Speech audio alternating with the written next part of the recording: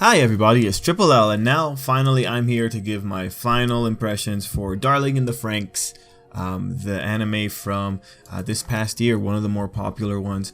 My impressions, my thoughts on the show. We did a live stream last night, Saturday, just talking about the show in general.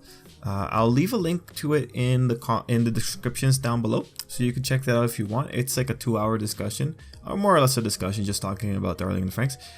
But this one's going to be a condensed, just my thoughts on the whole show and just how I felt about it. And also, depending on, do you guys have any questions on the ending? Is there something you don't understand? If it's not covered in this video, just let me know. I'll either reply to you in the comments or make another video just to go through if there's a lot of questions. But I think Darling in the Franxx is ultimately very self-explanatory, and there's only a few points that are kind of weird to deal with because they didn't give those points enough time. And after a certain point, I can only tell you this is my best guess, and that's we'll see what the questions are. But anyway, Darling in the Franxx, episode 24 ends off the show. What did I ultimately think about it? My final impressions. Honestly, when it comes to the anime shows, it's always about, I think about, what would another person watch this? Would another person watch this? Would a friend of mine who doesn't know that much about anime culture, doesn't know that much about anime tropes or like general storytelling convention, would they enjoy it? How would I recommend this to people who wanted to watch this? When it comes to Darling in the Franxx, what I would ultimately do with it, I would say watch up to episode 15. Depending on how you feel by episode 15 of Darling in the Franxx, that will tell you a lot. If by episode 15 of Darling in the Franxx, you're tired of just the drama that's going on, you're tired of the kids suffering, you don't want to see that anymore, you're very invested with children, and you want to have an ending where the kids are happy. If you're at that point where you're now prioritizing the kids' future over story sense, then Darling in the Franxx episode 24 will be fine for that, because ultimately the choices that they made with introducing the aliens were choices that ultimately, I guess, made a happy ending easier for the majority of the kids. So if you prioritize the kids, I think episode 24 would be fine for you, because at that point you don't really care too much about how exactly the kids get to the happy ending. You just care about the fact that the kids want the happy ending. If you care about the story sequence, however, going through with episode 15 and going all the way through to episode 24 might require some suspension of disbelief from the viewer, and it might require just taking the plot movements in stride. Like, the big thing is episode 20.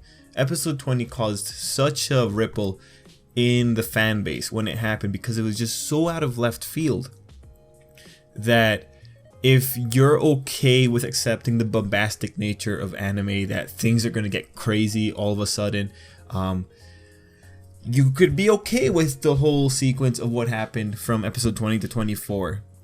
It ultimately comes down, like, those last 4 episodes have to be taken just separately, and you have to consider to what degree do you value coherent storytelling, because in those last 4 episodes, you know, things just start breaking apart.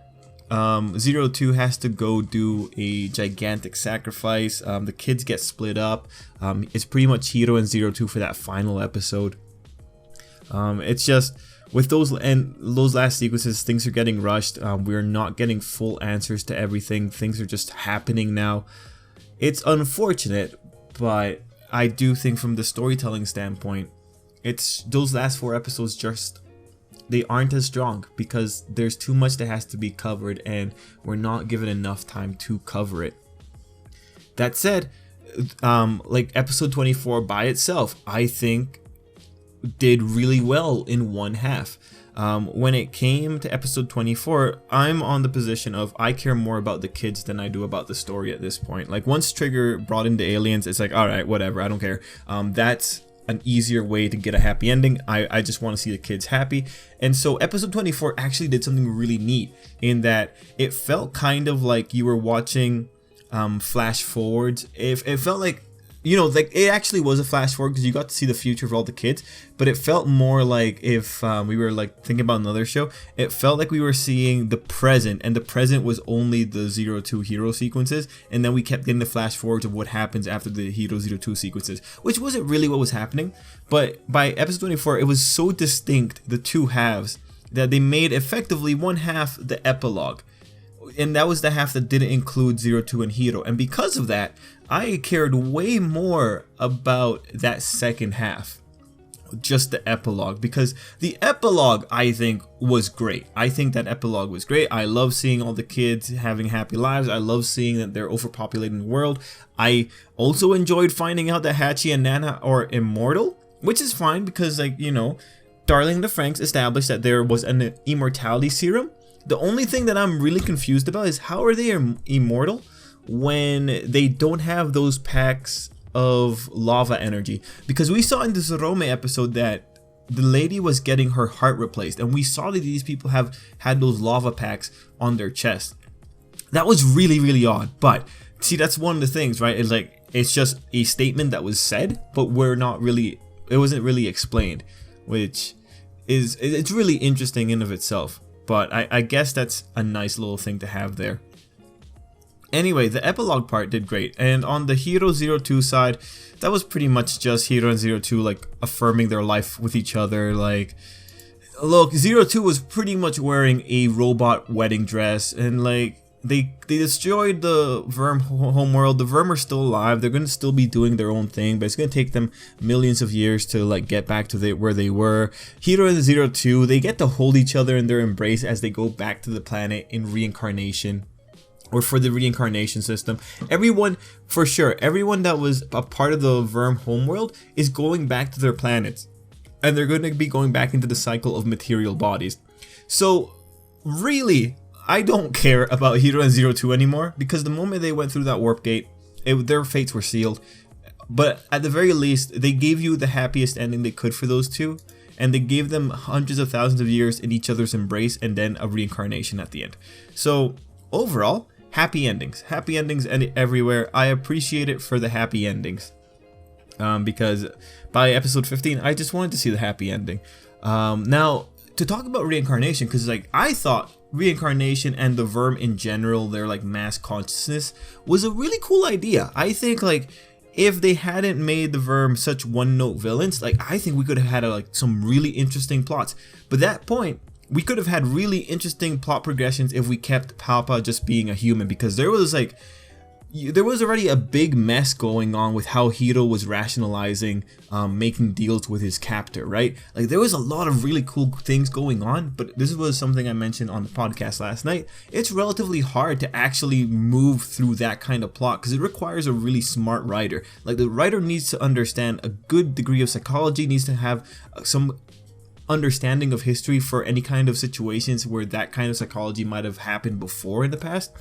It would have required a lot more competency. I think taking the way out with the Verm is probably the best way we were going to get that happy ending, at least given what they were showing us this season.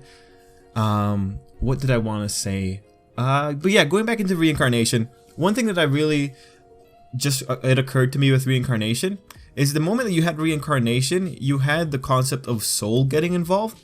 And like the moment you confirm that souls are a thing, the 02 conflict with 02 not being human, and I'm saying that with air quotes, just completely falls apart. Because if 02 has a soul, and the soul is effectively the same as everyone else's soul, all that changed is that 02 just ended up in a body that had a slightly different configuration. Like her soul was still that of a human soul. Her soul was still made of the same things that other souls were made of. So it's just really funny, like in hindsight, the whole 02 conflict didn't really matter because on the inside, she was the same as everyone else. And it's just, that was an interesting metaphor that they ultimately make with that. And also like with the reincarnation thing, once reincarnation became a thing, I didn't care anymore because it's just like, everyone's going to have a happy ending. It doesn't matter. Reincarnation, that's the cleanest way to just make everything feel better just because of the implications of reincarnation. Like I'm sure Ikuno's going to have a happy life in her reincarnated lifestyle. There is the question of whether or not the humans get to have reincarnations. Given that the people in the Verm homeworld got to have reincarnations, I'm assuming this is universal. But even then, it's not that big of a deal. One thing that we did talk about the podcast though is, you know, Darling in the Franxx had ending songs that featured the girls in a modern setting. So now the idea that we were kind of tossing around last night was pretty much, hey, what if those ending songs were actually the future? What if those are all the kids reincarnated and they're just having fun times? That's my headcanon now. I'm gonna accept that's what I'm ultimately seeing when I'm looking at those ending songs. All the things that happen in the endings, that actually happens in the future. That's how I choose to see that. But yeah, otherwise, I think I'm covering the majority of things. You guys know how I feel about the ending. I think I'm prioritizing emotions. I'm prioritizing the happy lives of the children. I like that more. And yeah, and we also talk about like the spiritual parts with the reincarnation. Other little notes to talk about. Well, we have just cool things going on in the episode. Kokoro has a baby. This was something we knew was going to happen. We have Ikuno being extremely smart and pretty much saving every other parasite. We had Naomi being confirmed to be alive but missing an arm. Guys, she's missing an arm because like the thing that she was riding in the first episode got crushed. It's actually incredible that they were able to recover her body. We have the Hachi and Nana thing that doesn't really have much answer to it. And overall, yeah, that's what we got.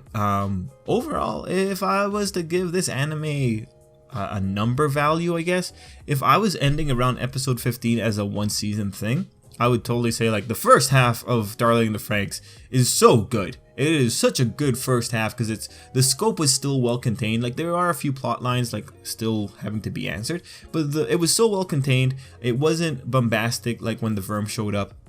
So I would give that first half much higher.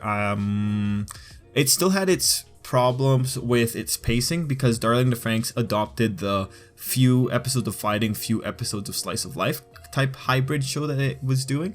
And sometimes that pacing felt weird. Some episodes were just flat out wasted for the characters and not for the viewers. Like the Zorome episode, that's a wasted episode because he even says it at the end that he doesn't even remember anymore, which I think was a giant misstep. It feels bad, right? It feels like a waste of time for the character. I'd be willing to give that first half an 8, but for the rest of the show, like a 6 or a 7. Like those last 4 episodes are really an issue of you have to take them on a case-by-case basis and just talk about how you feel about those episodes in particular. Other standout things, Goro is amazing. Ichigo finally relented and had a baby with him, and Zorome and Miku don't have any confirmation about what happened with them. But overall, Darling in the Franxx, I watch this with friends every Saturday. I loved it, man. Like as stupid as it could have gotten, it was a fun time to sit down and watch it with friends. Anime with friends, I will always have really strong positive feelings about anime that I can watch with my friends and have fun and not have to worry about anything else. So for that, I really appreciate Darling in the Franxx. And I do want to make maybe 1 or 2 more videos about Darling in the Franxx, like talking about like the biggest moments, how the internet reacted, because you know, there's the anime and then there's how people react to anime. That's pretty interesting. Overall though, I would love to hear what you guys think, and of course let me know any questions you've got, because you know, I don't know what you might not understand from the ending, but hey, if you've got the question, I'll try to answer it. But anyway guys, that's it. That's my finale thoughts. It's been a week since it, so I might have missed a few things, but I hope you enjoyed the video, and until next time, I hope you have an absolutely great day.